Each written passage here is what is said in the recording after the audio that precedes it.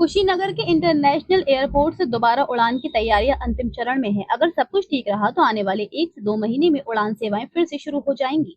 Media report के मुताबिक airport पर ILS यानी इंस्ट्रूमेंट लैंडिंग सिस्टम के ग्लाइड पथ लगाने में बाधा बन रही मकानों को ध्वस्त करा दिया गया है। इस कदम के साथ ही ILS लगाने का काम शुरू हो गया है। बताया जा रहा है कि अगले 2 महीने में इस काम को पूरा कर लिया जाएगा। इसके बाद एयरपोर्ट उड़ान के लिए पूरी तरह तैयार हो जाएगा। वहीं एयरपोर्ट अथॉरिटी की ओर से उड़ान शुरू कराने के लिए 3 एयरलाइन कंपनियों से बातचीत भी शुरू कर दी गई है। बताया जा रहा है कि एयरपोर्ट अथॉरिटी की ओर से आकाशा, इंडिगो और जेट विंग्स एयरलाइन से मेल के जरिए उड़ान शुरू कराने के लिए बातचीत शुरू कर दी गई है। बताया जा रहा है कि जेट विंग्स एयरलाइन को कुशीनगर एयरपोर्ट से लखनऊ, प्रयागराज और वाराणसी के लिए उड़ान भरने का लाइसेंस मिला है। रीजनल कनेक्टिविटी स्कीम के अंतर्गत मिली उड़ान की अनुमति के बाद समय सारणी की घोषणा विंटर शेड्यूल में होगी। इससे पहले एयरलाइन कंपनियां सारी प्रक्रिया पूरा होने के बाद विजिट करेंगी।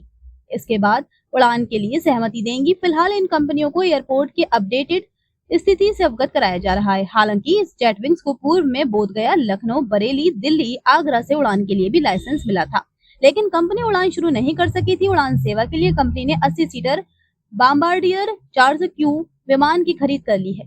बता दें कि इंटरनेशनल एयरपोर्ट पर ILS के निर्माण कार्य में बाधा होने की वजह से विमानन कंपनियां यहां से उड़ान भरने को लेकर रुचि नहीं ले रही थी, लेकिन इसके निर्माण कार्य पूरे होने के बाद उड़ान की संभावनाएं बढ़ जाएंगी। एयरपोर्ट प्रशासन का दावा है कि ILS के ग्लाइड पथ लगाने से संबंधित अन्य कार्य को भी 2 माह में पूरा करा लिया जाएगा। इसके बाद उड़ान का रास्ता साफ हो जाएगा। दरअसल कुशीनगर के इंटरनेशनल एयरपोर्ट को अत्याधुनिक संसाधनों से लैस करने के लिए वर्ष 2020 में ILS और IFR लगाने के लिए 30 एकड़ भूमि किसानों से ली गई थी। उसके बाद एयरपोर्ट पर DVOR और ILS सिस्टम लगाने का काम शुरू हुआ। DVOR का इंस्टॉलेशन तो हो गया था, लेकिन ILS के इंस्टॉल में एयरपोर्ट के पास बने 8 मकान बाधा बन रहे थे। उनके ध्वस्तीकरण समेत अन्य बाधाओं को दूर कर अब ग्लाइड पथ लगाने के लिए निर्माण कार्य तेज कर दिया गया है।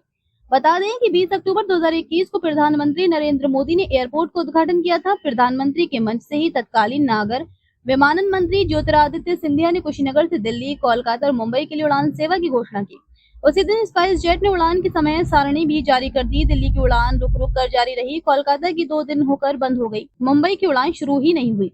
नवंबर 2023 में कंपनी ने उड़ान बंद की तो फिर आज तक कोई भी उड़ान न हो सकी। एयरपोर्ट से उड़ान शुरू होते ही कुशीनगर के पर्यटन विकास को पंख लगेगा।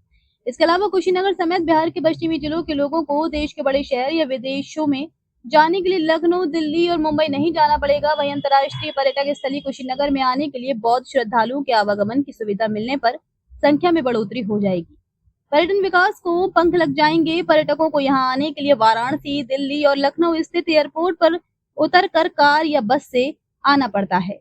कुशीनगर एयरपोर्ट से उड़ान शुरू होते ही कुशीनगर आने वाले पर्यटकों की संख्या बढ़ने के साथ उन पर आर्थिक बोझ भी कम